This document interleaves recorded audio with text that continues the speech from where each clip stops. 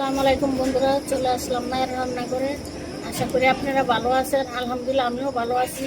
আজকে রান্না করবো হলো ডিম দিয়ে আলু দিয়ে একটা ঝোল পাক করবো। ডিম আলু সিদ্ধ করে নিছি, এখন ডিমটা বেজে নিব। চুলায় কড়াই বসাই দিছি, তেল দিয়ে দিলাম, একটু লবণ দিয়ে দিব, একটু হলুদ দিয়ে দিলাম জন্য।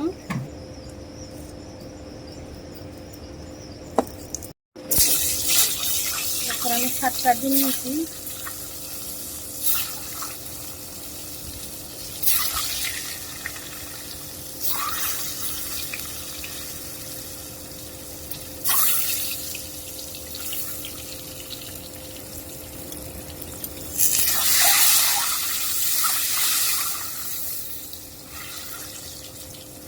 ভাজা হয়ে গেছে, আমি তুলে নিব।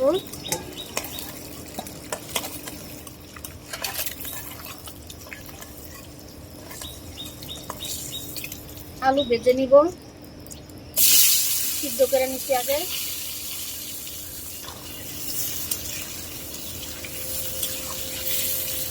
আলুটা ভাজা হয়ে গেছে, আমি এখন তুলে নিব।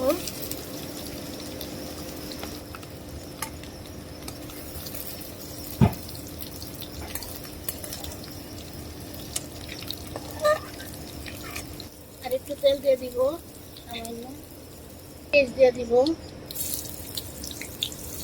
পরিমাণ মতন, লাগলে আবার দিব, নাড়া দিয়ে দিব। পেঁয়াজটা একটু ভেজে নিব, ভাজা হোক। ভাজা হয়ে গেছে, একটু পানি দিব মশলা কষানোর জন্য। ধনিয়া ফাঁকি দিয়ে দিলাম 1/2 চামচ,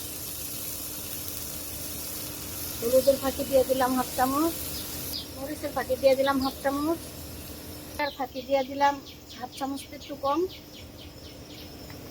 আদা রসুন বাটা দিলাম 1 চামচের মতো। একটু কষাই নিব, গুলি দিয়ে দিব, দিয়ে একটু কষাই নিব। আলুর সাথে অনেক তেল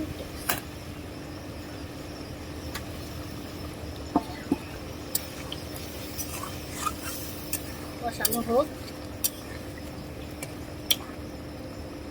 দিব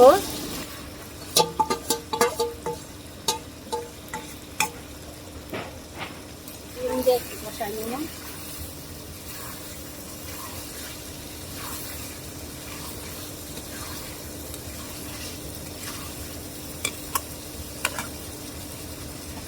এখন একটু ঝোল দিয়ে দিব,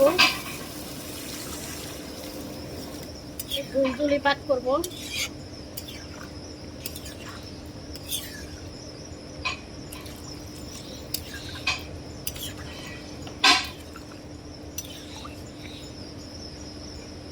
এখন রেখে দিব, এখন চলে আসলাম, একটু লাড়া দিয়ে দিব। আর একটু হবে, এখনো হয় নাই। আমার ডিমের তরকারি হয়ে গেছে, এখন নামাই নিব। দেখুন বন্ধুরা, আমাদের আলু দিয়ে ডিমের ঝোল রান্না করা শেষ। কালারটা কত সুন্দর হয়েছে দেখতে পাচ্ছেন। এভাবে রান্না করে খেয়ে দেখবেন, অনেক ভালো লাগে। আমাদের ভিডিওটি আপনাদের কিরকম লাগলো তা অবশ্যই কমেন্ট করে জানাবেন, লাইক শেয়ার সাবস্ক্রাইব করবেন। আবারও কোনো নতুন ভিডিও নিয়ে আপনাদের সামনে হাজির হব। ততক্ষণ ভালো থাকুন, সুস্থ থাকুন। আল্লাহ হাফেজ।